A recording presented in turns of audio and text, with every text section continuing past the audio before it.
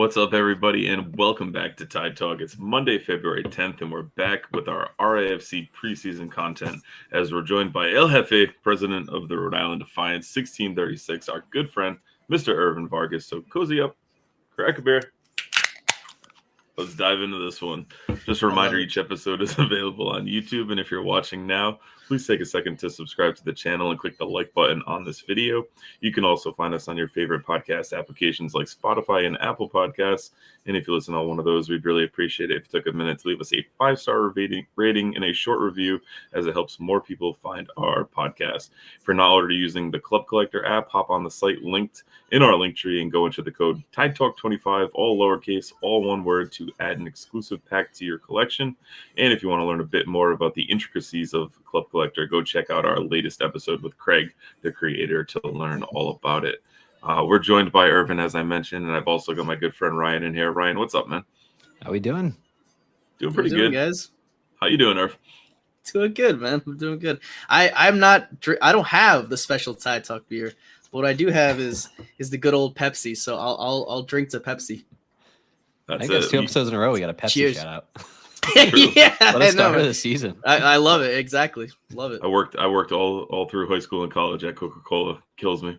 You already got some love in the chat though, Ervin, from our. I know, but they're talking about my mustache, so like talking about the I don't want to hear about it. Elite mustache, I love it.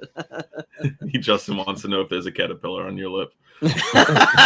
Yeah. No, what happened is I'm no longer going to be president of Defiance. I'm going to join the cartel. So good luck, guys. I got really nervous what the next job was going to be there with the staff. Yeah, no, oh my God, dude. But keep it family friendly. Now we're being investigated by YouTube. With the cartel. Yeah. So I think the biggest question is what simulator are you playing right now? Oh my fucking God. So I think right now I'm playing TCG card shop simulator, which is literally like you own. Yeah, it's surprisingly fun, and there's mods where like you can like add real world packs where I'm like, so I sell Yu-Gi-Oh packs in my store, Pokemon packs, and they've added like real world like deck boxes, dice, and stuff like that. So like my store is just, full of nerds coming in and playing games. That's the simulator basically. So it's cool. It's immersive as hell. It numbs the brain after work. So it's good. It's a good game. Simulator wise, 9 out of 10. Awesome. That's good stuff to hear. You also just made a trip for your birthday to Guatemala. How was it? Yeah, it was good. I mean, it's rare for me to go see family, especially with work. But thankfully, a year into working in the IT business with my new job, this is my first office job. Being able to go and see family in Guatemala is very nice. I grew up in Zacapa, Llano Verde, and was very grateful to go see my family during the New Year's, especially. So the holiday season's always special with them since they're not able to come here a lot. So it was good. It was good to be there for the 2 weeks that I was there. But I'm happy to be back in the U.S. and ready to go with Defiance. Sweet. Oh yeah. So speaking of Defiance, and for any of you who listened to the show last week, we kind of start with these shows at kind of like the intro 101 level, and then we get down into the real weeds for the true sickos out there. But Ervin, so we said you're the president of Defiance 1636. What the hell is Defiance 1636? So for those of you that don't know, you're living under a rock for sure, or you just haven't heard us yet. But for those of you that don't know, Defiance 1636 is the Barra Brava of Rhode Island FC, the official supporter group for Rhode Island FC. And we're basically just the nutcases behind the goals, waving the flags, popping smokes, popping pyro, just being the hooligans that we know that we are here in Rhode Island. And we're just a couple of guys and gals and a couple of juniors as well, just having some fun, supporting the boys in amber and blue, and just giving it all for 90 minutes. Absolutely. So you just said a word there that some people may not be as familiar with, this Barra Brava. I can't give it the little seasoning that you gave it there. Yeah. But why Barra Brava instead of a supporters group, or what some people might call like ultras in Europe? Yeah. So ultras has their own type of style. So I feel like when it comes to the influence that I have, I don't really have a lot of European in me. So ultras is a bit of a more military style. I'm very all over the place. I'm very free spirited. So ultras were like out. Supporter groups, as you know, I've always been against the whole like traditional way of supporting here in the U.S. I didn't really grow up with that, so to me, it seemed really boring. And I've always said that we're not cheerleaders in the end. We're the 12th man. We have to show them love. So the other supporter type is Barra Brava, which means fierce group in English. And that's, I feel like that's what we are. We play for 90 minutes. We sing for 90 minutes. We give it all through the heart. And there's a saying that most Barra Bravas sing: "En las buenas y las malas, donde sea yo te sigo," which means the good or the bad, everywhere we follow you. So I feel like that type of style has always been me. And of course, me growing up in Central America, Barra Bravas are all over the place. You don't see ultras, you don't see supporter groups, you see Barras. And that's, I feel like, bringing it here and bringing that type of energy. I thought, Rhode Islanders deserve that type of energy. Yeah, so I think energy is, I think, the number one way that anyone who has been to a Rhode Island FC match would talk about the Defiance 1636. It is 90 plus minutes of the team, the group supporting the team over and over again. And I think one thing that made that energy, really just go up a level was bringing in La Banda. And so, can you talk about how you found La Banda and kind of the impact it's had on this team and support group? Yeah, I mean, funny enough, La Banda was, as I was already about half a year into creating Defiance, and this was before Defiance even had a name.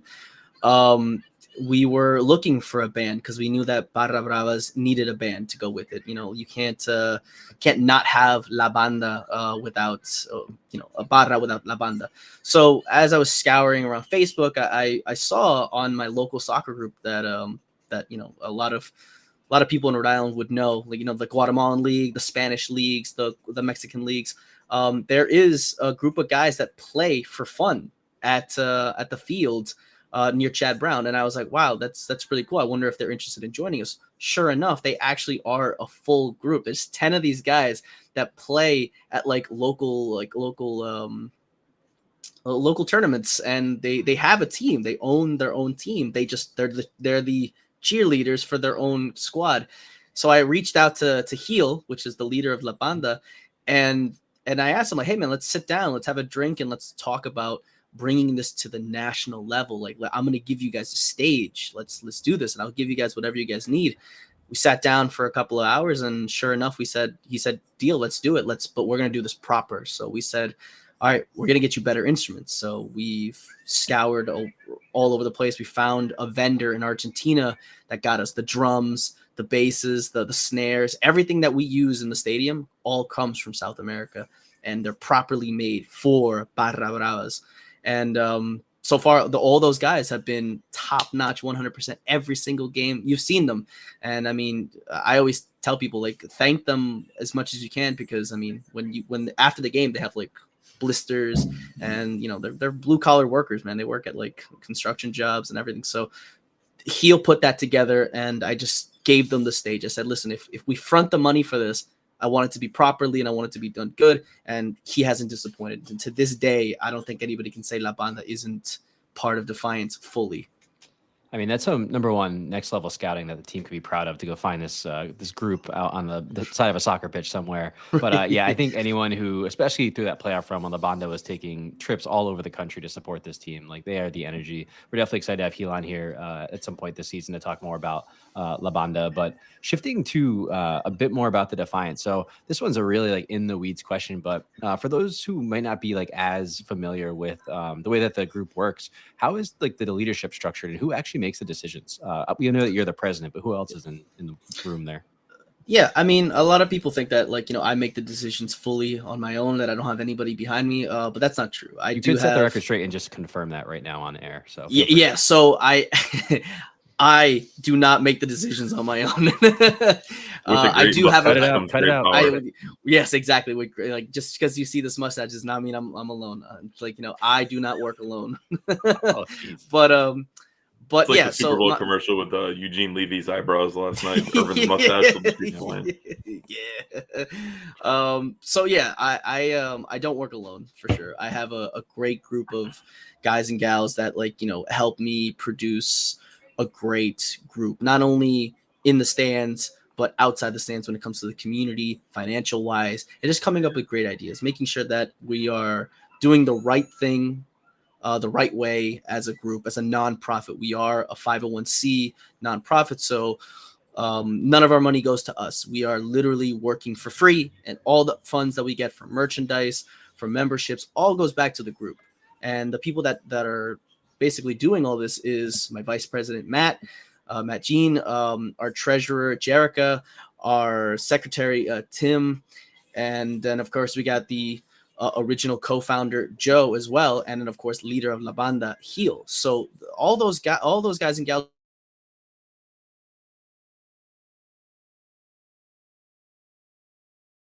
literally be I don't know, words cannot describe what I would be doing if I didn't have help. So like I'm a lot of people think that I do a lot, but it's not without their help. Yeah, I mean, definitely the amount of work that goes into this, like, obviously we see it on game day, but there's so much preparation, so much planning, so much, time and commitment that's put into this by such a large group of people, which is, awesome. I know you all do it out of love for the team, but speaking of kind of this large effort in planning, I think one thing, everyone sees it at the games on Saturdays or Sundays, but the team is actually really, or the group is actually really involved in the community a lot. Can you talk a bit about some of the work that Defiance has done in the community? Because I don't think there's enough spotlight on that. Yeah, community wise, we're always trying to make sure that people know that, we might be hooligans in the stands, but in the end of the day, we are residents of Rhode Island, we are residents of Pawtucket, and so on and so forth. And we want to make sure that the community knows who we are. We want to know that they're proud of us, because in the end of the day, we want them to be a part of the group as well. We want those rowdy bunches. We want those people that are not afraid to fight for the group, but at the same time, we want people to understand, the community needs us in some way, shape, or form, whether it's the juniors, whether it's the seniors, whether it's just whoever. So we work with a lot of charities.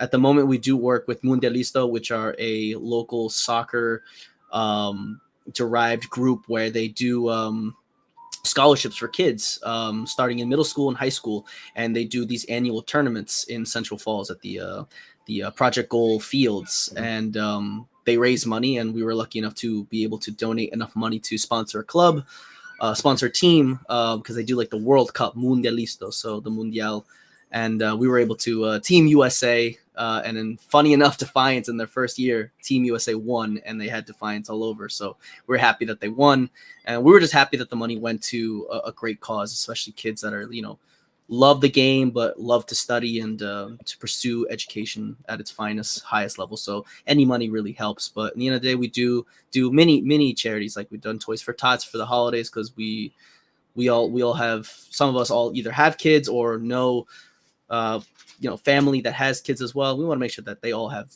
toys. Everybody deserves at least one or two toys in the holidays. They don't want to be alone. So working on that as well. We've done food drives. We've done local events as well to help out the community. So anytime we could dig our hands into the community, we want to, even if it's just a little bit, it's at least something. It's better than not doing nothing. Absolutely. That's awesome. Always good to see, and always love hearing that. And I go to a lot of the events at the German club, so always love seeing the Defiance there too. So just random events pop up. It's just cool to just be out there and get the exposure out there. Shifting gears a little bit, Ervin, let's get a little bit nostalgic and let's think about the first season. How did you view it both on and off the pitch? Yeah, I mean, on the pitch, I will say that we had a bit of a rocky start for sure. I think a lot of people can agree that we didn't start the way we wanted to, but as a team that started in the first year, we started as it wasn't unpredictable. We were like, well, we should have expected this from a year one team. But as the team, progress and they realize these guys need to see us put some pedals to the metal. So they just grew and grew. They started communicating with each other better. They just destroyed the competition. And by God, by the end of the day, we made it to the finals, for Christ's sake. We lost 3-0, which is, sucks. I was there for sure. And I was definitely in tears for that one. But to say that it was a failed year, it was, that's a middle finger to the club. I feel so. I think this was such a great season for us, and honestly, I think if I got to give it a grade, I would give it an A. Definitely give it an A, because Kano literally took a team he never worked with, players that he believed in, scouted himself with the rest of the club, and made a championship level team, title contender team in the first year. Right. Like you honestly, you can't say it. It takes teams a long time to oh my god, did it just go away? it took yeah, I guess you need to shake my mouse.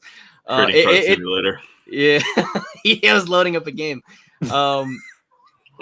Yeah, it takes a while for a team to develop that communication and that dedication with the club. So the fact that they did that in year one, God only knows what's going to happen year 2, 3, and so on, as long as we keep up that mentality. That's really well said. I think back to those days of thinking, like, are we ever going to win a match? Or are we just going to tie every match and lose a couple here and there? To like, winning the conference and making the championship, like just absolute, and I think Nate says it good in the chat right now. Just awesome job from Kano.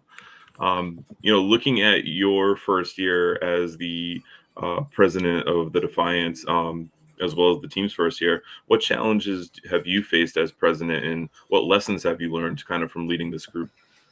Yeah, I mean, I won't say it's easy for sure. I mean, it's there's a lot of decisions that like sometimes I don't want to make, and sometimes even as the president, there's a lot of ideas that I do that get shut down because we have to do what's best for the group and not what's best for an individual.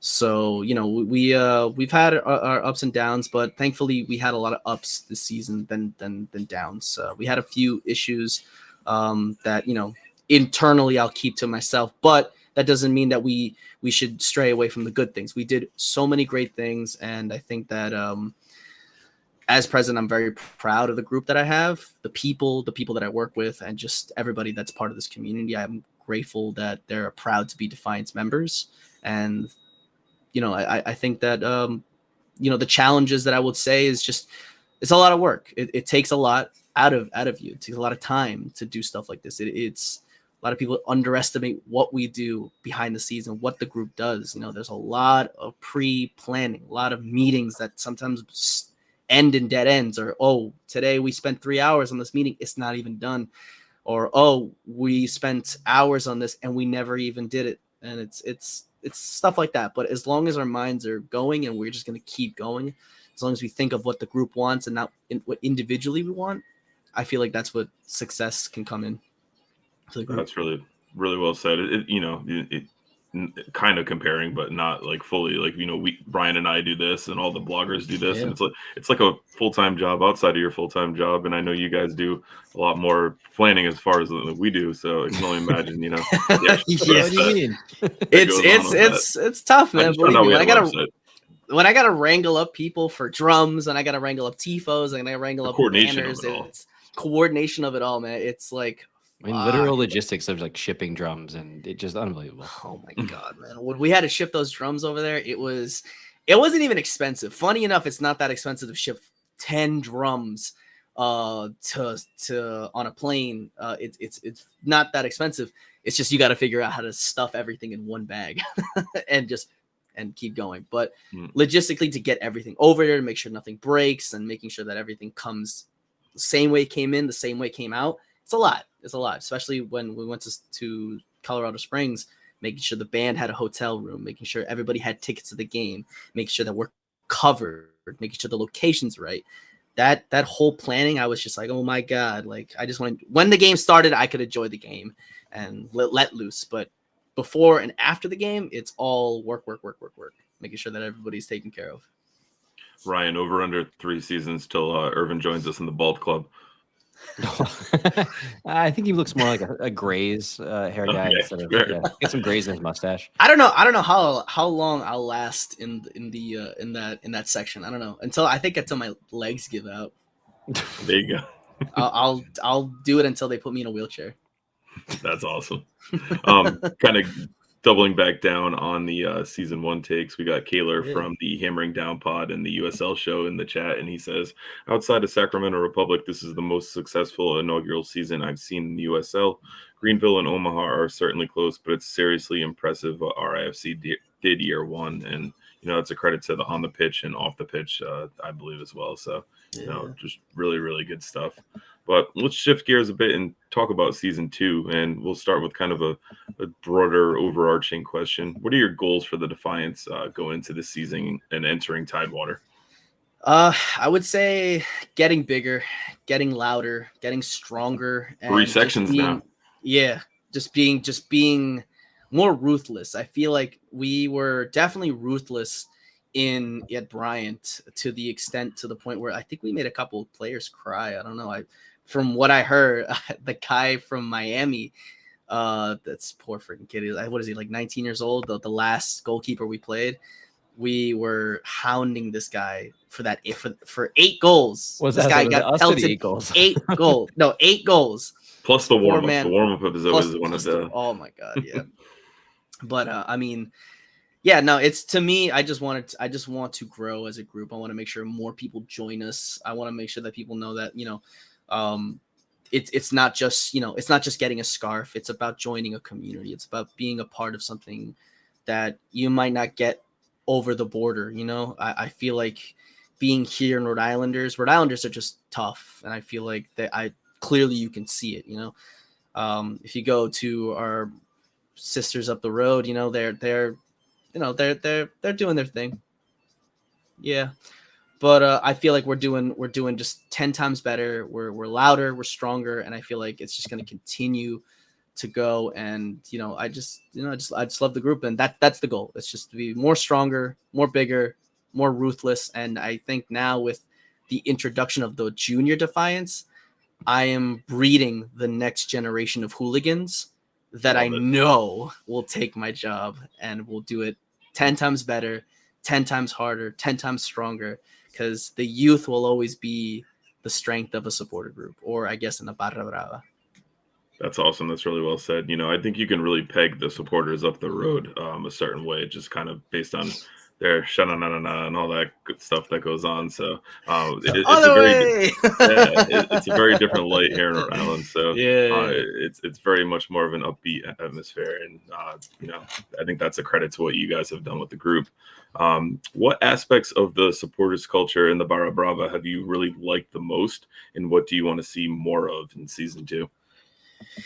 I mean, because I've lived it before, even before Rhode Island FC, I think the big aspect has always been the rhythm. I think the rhythm of the drums, the rhythm of the songs, the rhythm of people just enjoying it, because I feel like you can tell when those drums get played, you can see people dancing, you can see people jumping, you can see people bobbing their head. It's like there's always movement. They're never stood still. It's not like a marching band where they're just like, It's not that. It's like there's always a rhythm. It's like a dance. So you're always moving, you're always feeling it. And whether you're inside our section or not, you see people moving their heads, bobbing their feet, tapping their foot. They want to be a part of it, and they know that rhythm is what makes them dance. So yeah, that aspect of a barra brava is always going to be like that. It's the rhythm, it's the hand gestures, it's literally that passion. You having that aguante to be out there regardless of the weather, regardless of the time. You're out there to give love to the team, and damn, that's the best part about that. And then after that, I think what is it? And then what was the other question? What was the bad part about it? No, what do you want to see? What do you want to see more of?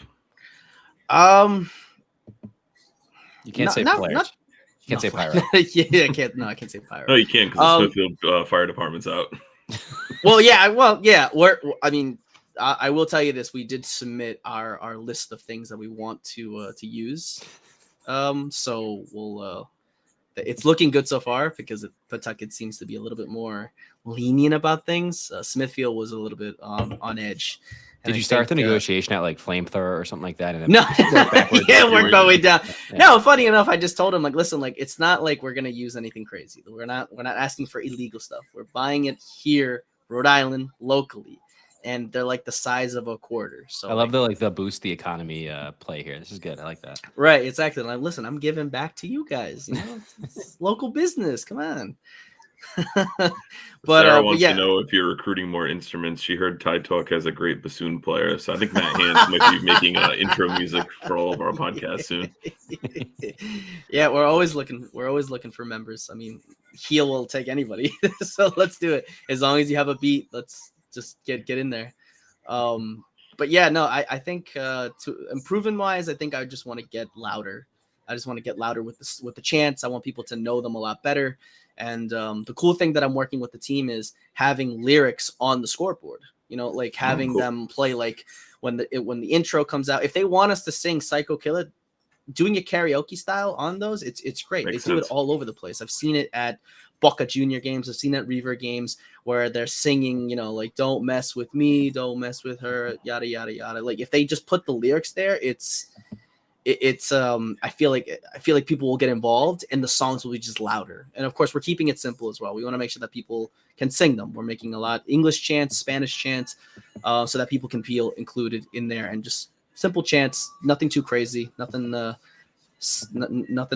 just nothing sea shanty wise. It's not long. Nothing you need a real long note. Yeah, nothing I really got to study for before the day. It's like, we're singing, we're a soccer group, not learning the Have we considered any Welsh chants for our friend Scott? Yeah, I mean, he sent a few and they're pretty easy, but I mean, I can't tell if they're actually Welsh. I mean, they're mostly in English. So unless they really, really want me to do it that way, I don't think I can. But no, I've seen. I feel like Scott would have a very nuanced take and possibly be offended by that, but we'll figure that out later. Yeah. I've seen a couple of them, but so I would love to try it. It's just there's so many great chants. I want to give everybody a shot. It's just whatever works for. If it sticks, it sticks. I know a few chants we've tried and it just didn't work out. Nobody remembers the lyrics or it's a bit slow. So we want to try a different chant. So hopefully this year we have a practice where we invite everybody to go to a park with La Banda and everybody could just shoot the shit and just have fun. Sweet. Let's talk a little bit about, Tidewater and kind of not just the stadium itself, but the community around the stadium. What are the Defiance's plans to involve the immediate community that Tidewater is in? So, I mean, we're going to try our best to, accommodate the community. We don't want to disturb them too much, but at the same time, we're not going to also, lower ourselves down to diminish what we've done so far. We're going to be loud. There's no denying that. There's nothing I can do to stop the loudness because that's who we are. But what we will do and what I've worked with the team is to make sure that our route to the stadium is farthest away from the residential areas as it could be. So, I mean, as I want to make sure that they're, not having to hear these things being blared every single game day. But at the same time, the less I can, whatever I can do to help cushion the blow, I will. We got to find a medium, so like I can't be like, no, be quiet all the time, even at game days. Like I just can't do that. It's not possible, especially for who we are as a group. God knows that first game, I'm gonna tell you right now, there's no stopping the noise. Like I'm sorry about that. I think I hit something and totally messed it up there. So we'll edit that out. Yeah. Don't know what happened. Sorry about that. So I know. Damn it, we'll do it live. That's it. I know. When we last got it, you were talking about the route to the stadium. So sorry about that for the technical difficulty there. Glad we were able to hop it back in pretty quick. Yeah. We've all known I had significantly worse than last year. So. So long story short, we're working with the community. We're working with the team to make sure that our route from our tailgating spot to the stadium is as quick, cleanly as possible. But I can guarantee you that first home game, we're just going to defy the rules. We're just going to break the rules. We're going to be the most noisiest neighbors ever. And trust me when I say things are going to blow up. So just be ready. Just letting you know. I mean, I'll be in that march and chill thinking about that. So yeah, I don't know how to explain it to you, but it's going to be loud. Definitely going to be loud. We bought more drums. We have more color, if you get what I mean, and it's gonna be wild for sure. That's awesome. I'm making sure I'm not clicking any wrong tabs, or whatever the heck just happened there. But I know there's been a lot of talk about tailgating and watch party plans. And I know we're still waiting on like full announcements as far as parking like that. And you guys also announced your continued collaboration with the guild today. So, feel free to talk about that in this one and, what the watch parties will look like and, anything you can say about parking and tailgating and what that may look like? Yeah. So I mean, I'll just nip it in the bud because I know a lot of people have been talking about it. I know enough. It's not 100% concrete, so I can't say too much. But I will say that the way things are going to be just about the same from Bryant. So I mean, tailgating will be a thing for sure, but I think we need to also remember that there will be, local restaurants around the area where I highly recommend go giving them love, because in the end of the day, that's the main focus of the stadium being downtown, is to give love to the local businesses. But there will be tailgating. I promise you that. We are working with local businesses. And if you're a member of Defiance, you're going to get a hefty discount going to these local businesses during game days. So one of them, we're not fully done yet, but it's 99% done, is that we're working with Azul, which is the Mexican restaurant that's right across the, literally right next door to the hotel. And during the game and after the game, you'll get discounted Defiance menu. And if you have a Defiance membership, you'll get a discount on it. So you might get some tacos. You might get some awesome things. So, I mean, these games are going to end early because you're starting early. So dinner time is going to 6:30, 7:30. Go give these guys some love. I've already tried their menu. It's great. So once we get that officiated, we'll add them to the website, and we'll make sure that you guys know the discount. But that's the big thing when it comes to Defiance, joining the membership. It's, you guys get this discount card that gives you local discounts on these local businesses that we're working with, including the one we officially can say we are working with Mother Earth Cannabis. So you can get cannabis cheap if you're a Defiance member, 10% off your whole bill. Ryan's a gummy guy. Speaking of gummies, we have spoken with them. They are willing to create a product with our name on it. A Defiance gummy. A Defiance pre-roll too. it's gonna be funny. It's not that official really yet. That will really up the tide. Yeah. It's not totally. We haven't worked out. We're working out the kinks. We're working out the names. But I mean, we can officially say that they are our partners. So we are. It's gonna be fun. So I mean, if you're not blazing it up with those guys, I don't know what to tell you. You got a lot of excited people in the chat right now. Common Gummy Ryan win. I know. Listen, I'm telling you guys, it's Defiance. We want to give back to the community, and this is the best way to do it. And that's like, what do people like? What do people like? Honestly, the combination of Mother Earth and Azul is honestly amazing. So that sounds great. We're working with other people as well. I mean, we're still working with the guilds. We're still working with other local businesses as well. So, I mean, like, who knows? I mean, even the guy that sells us fireworks, he gives us a hefty discount as well. And anybody who shows their Defiance discount, but yeah, for sure. I mean, if you buy a box from him, you'll get 20% off. So he'd be ready to blow shit up. But yeah, it's a lot of great benefits. And I think that I will say that yes, tailgating will be a thing. I cannot confirm where. I cannot confirm what the other logistics are. I will say that people will be happy or not. I don't know how people are going to take this, but I know that that's honestly all I really can say. I'll stay tuned. I don't know when they're releasing it. I really don't. It is something that I really do want them to release soon, because that way people can start planning their things. But I will say people will be happy. And I will say, just think about it, and you'll most likely get it right. If you really think about where the parking is going to be, just think about it and you'll most likely get it right. That's all I can say. There are 7 wonders in the world. One type of those wonders does lie in Pawtucket, which is pretty cool. Yep. Next question for you, Ervin. The Defiance has put out some pretty dope merch over the time in existence. So, yeah. Any big plans on merch? I know there was a special announcement made to Defiance members today. So if you're not a Defiance member and you're watching or listening to this one, you should definitely join and get in the Defiance channel on the Discord, and you can see firsthand what I'm talking about. But it's member exclusive till I think you said Friday. So we're gonna keep it hush, but I want you to tease it as best you can, and any other merch ideas you got coming out. Yeah. I mean, so we've already released a couple new shirts.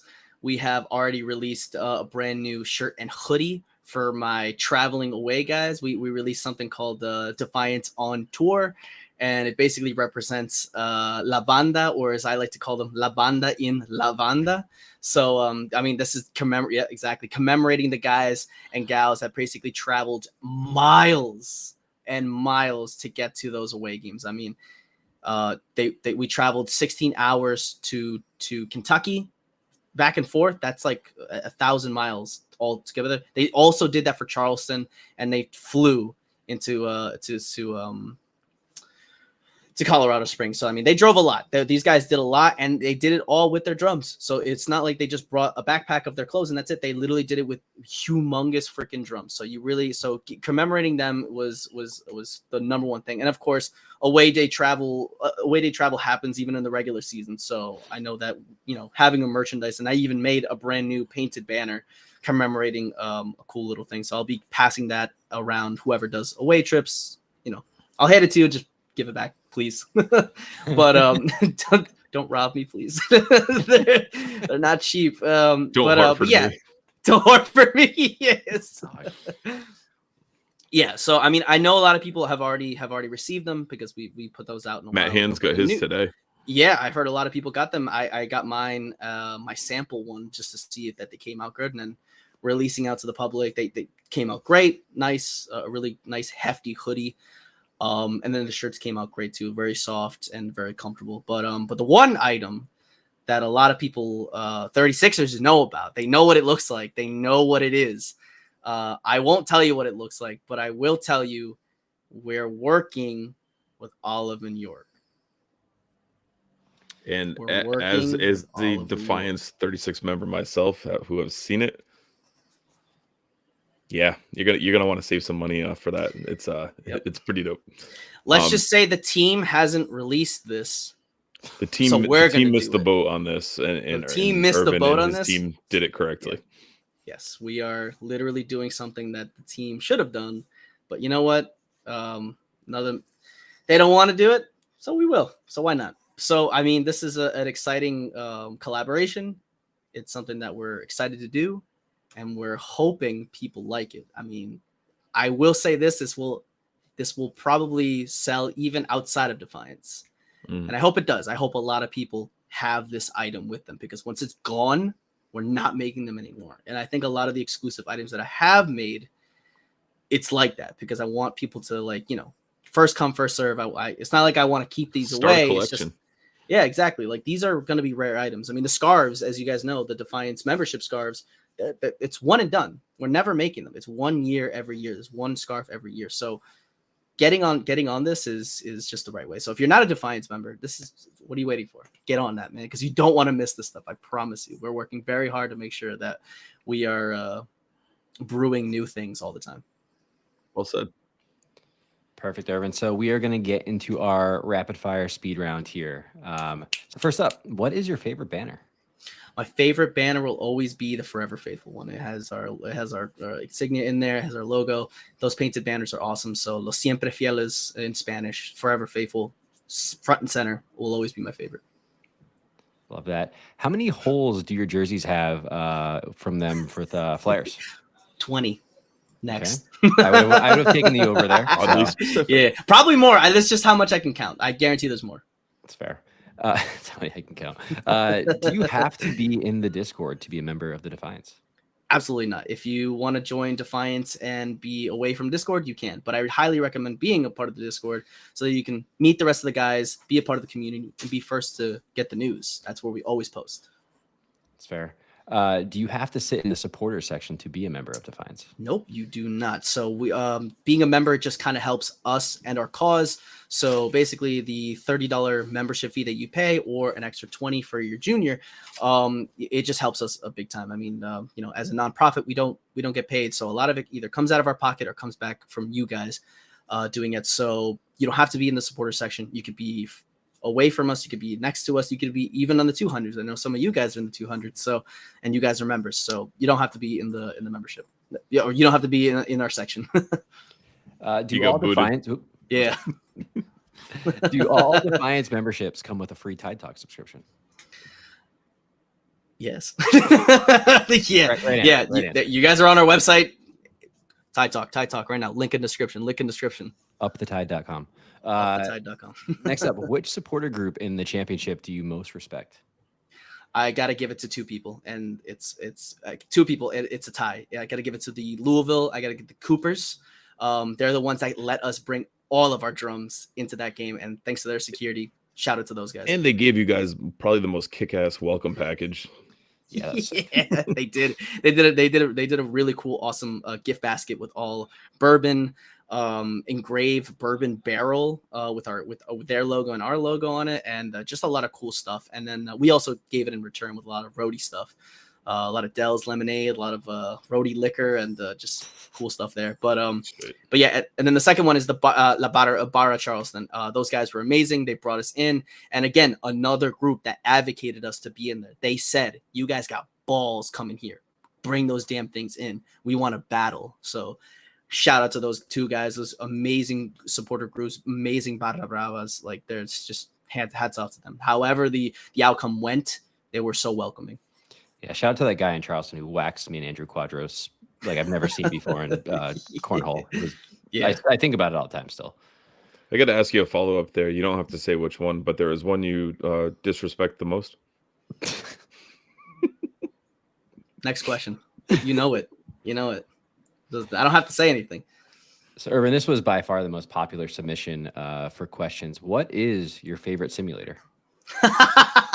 My favorite simulator. Damn, what is my favorite simulator?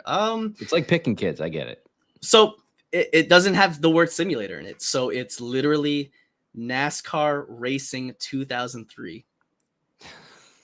It's literally small story. It's the simulator that made iRacing possible. So it was made by Papyrus. Without this simulator, we will not have the simulator we have now for NASCAR, for Formula One, and stuff like that. So that simulator started it all, and I still play it to this day. I just assume that Raccoon Simulator was a close second.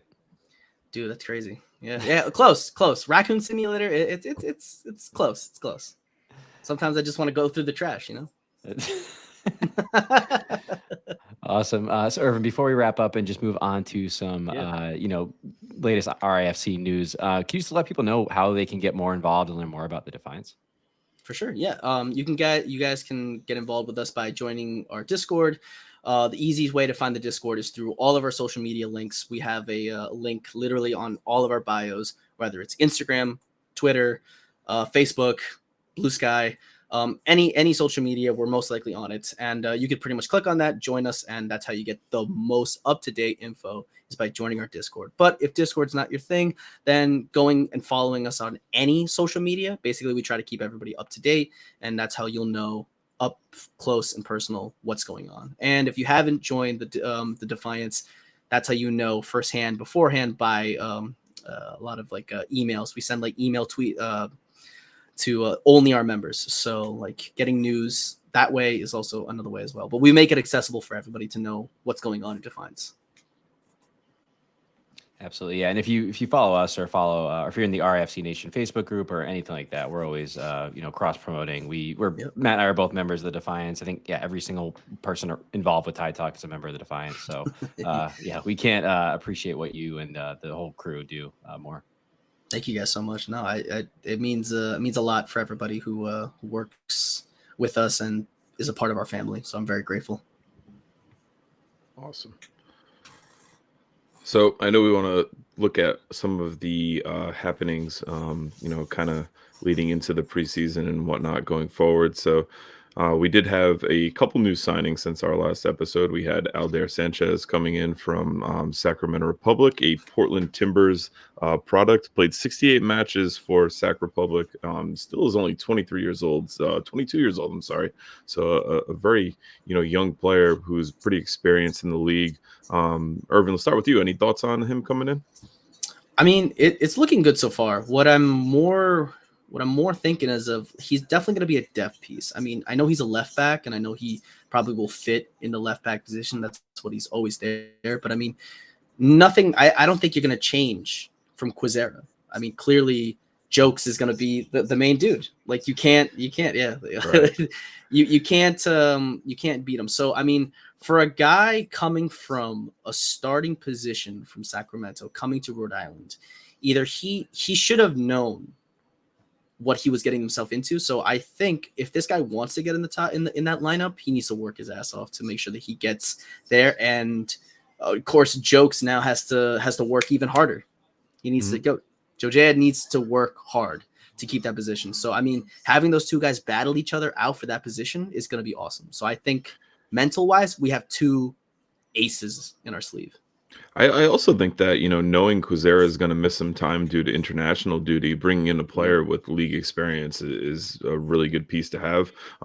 It does say on his FOT mob that he's played some as high up as left wing, and he's also played some center mid before. So I think he's pretty versatile as far as what roles he can fill. And I think Kano, as we've seen, is one to really kind of experiment with, putting people in different spots. We got you and Matsusa in the chat saying he's good enough to start. Sacramento Republic is a top team. And, I think like Ervin mentioned, being able to put that pressure on Quizera and having that inter-squad competition is always great.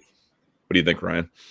Yeah, and I think, you just touched on it really well. My biggest thing is like last year, anytime Quizera was on international duty, it was trying to put like a square peg in a round hole. It was either we had a center back there or we had, someone like a Noah coming over who's, not traditionally a wing back and, had to adjust the system a bit to accommodate there. So the fact that, over the course of a long season, we can continue to have continuity with our starting 11, even if it's different players rotating in and for the cup draws, things like that. So also 22 years old, he has pretty nice pedigree coming through the Timbers Academy. Definitely could, like Ervin said, push Quizera. And Kano did say in some of the interviews that like he wants his team to always have to be competing for their job and for players to be pushed that might think they're a little comfortable in their starting spot. So overall, just another good signing. Again, looks like depth on paper, but we'll see once he has the amber and blue on because any of these guys are going to want to fight for the shirt, and that's all we can hope for.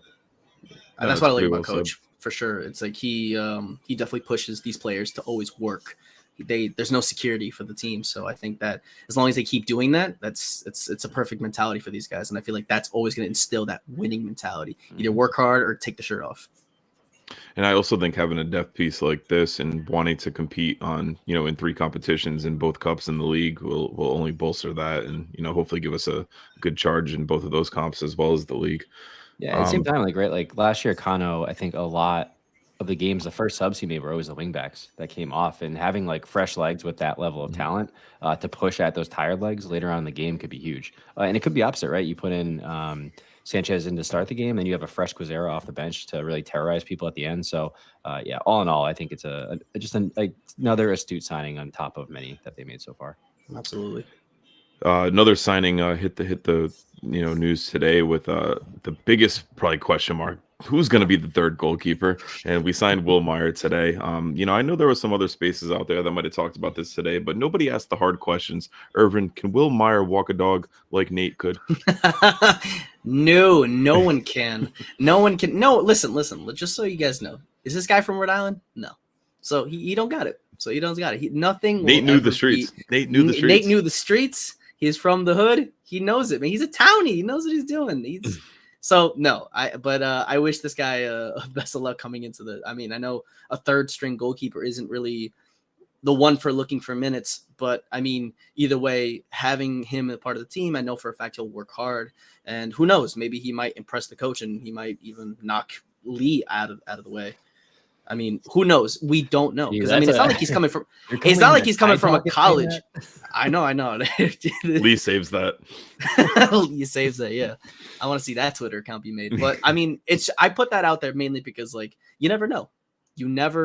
Like because it just comes down to who works the hardest. And this guy isn't from college. It's not like before where it's like a retired goalkeeper coming in to be third string just for exercise. I mean, the kind of like. It sounds mean, but it's kind of what Nate did. He was the guy to just be a part of the club, work hard as much as he can, and just be there for the club as a motivation for the club. But this guy, he's coming from an MLS 2 team. So he already wants that experience. He was I think he was in Portland, Red Bulls. Then he went to NYCFC. So now he's like, no, I want to play. So, I mean, hopefully he knows that coming here, he needs to work hard if he really wants to play. And with all these cup competitions, who knows? Maybe he might get the chance. Yeah, I mean, I put on my Big J journalist hat today and looked at his Instagram, and I didn't see a single picture of a dog. So I just don't know if we can evaluate the signing yet. But so far, I'm a little worried about the culture fit at the team. So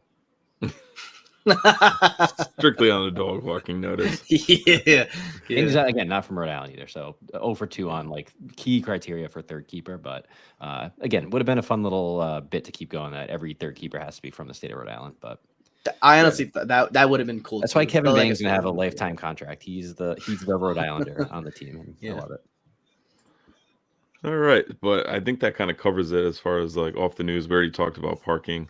So Ryan, you want to tease any new content we got going out?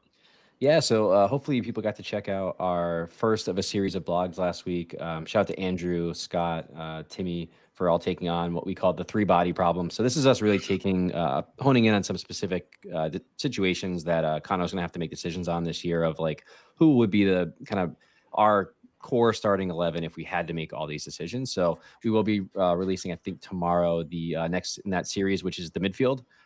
Dare I say it gets a little spicy. I wrote one myself, but yeah, myself, Andrew and Tim, and and Matt Hands took that one on, which is going to be really interesting. Obviously, when you bring in someone like a Maxi Rodriguez, big decisions need to be made there. So excited there. We definitely have some great interviews coming up. So please stay tuned, subscribe, check us out in your latest podcast feed. And just really always appreciate the support. It's been really fun to be back. So Yeah, William throws in the chat too, our friend from Sacramento, that he think Elder will be a big benefit to RIFC. So always good to hear. Ervin, interested to get your take on Maxi.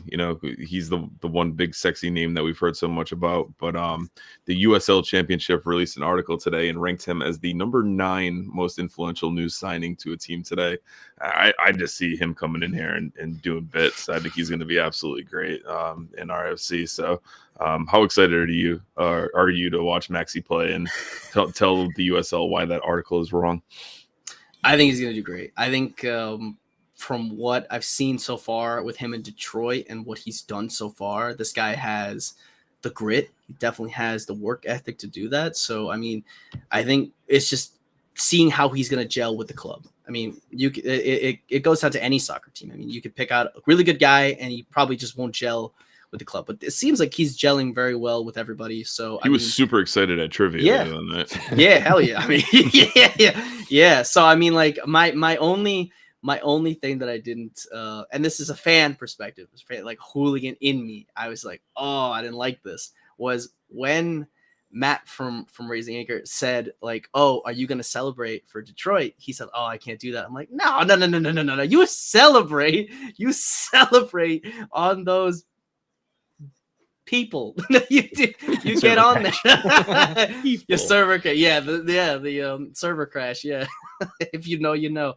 But we had one of those mid-episode. It happens. Yeah. So I mean, like but that's just be joking around. All in all, I think that this guy is going to be great for the team. I'm glad that he's gelling so far. And from what we know, I mean, like he's already playing games. And from what Raising Anchor said, they won their first preseason game. Now tomorrow they play Orlando once again. So, and we'll actually get to know the score for that one. So, because it says on Google they'll post it as soon as they get the results. So, everybody will definitely be on Orlando's Twitter page to see what the score is, what's going on. It's the only time we'll ever be on an MLS on an MLS Twitter.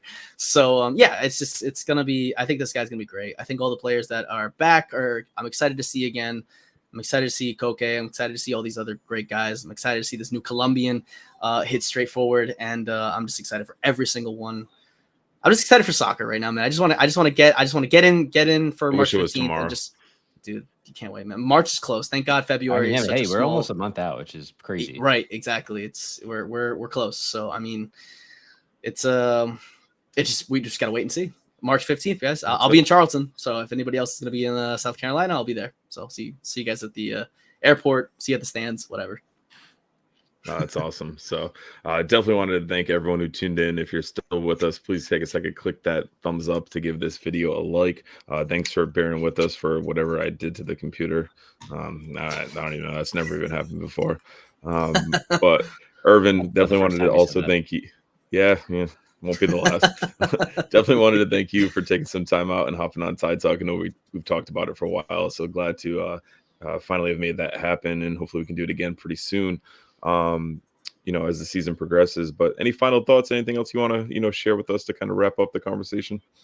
Yeah, I mean, like I said before, I always say this. I'm very honored, very grateful to be leading the hooligans, leading La Barra, leading everybody that's part of Defiance. You guys don't know what this means to me when it comes to putting a lot of heart and effort into the supporter group. You guys deserve the supporter group that you guys have now. You guys deserve that passion, that ganas, so very honored to be able to provide that for you guys. And thank you guys for sticking with us for another season. And I hope to see you guys every single season.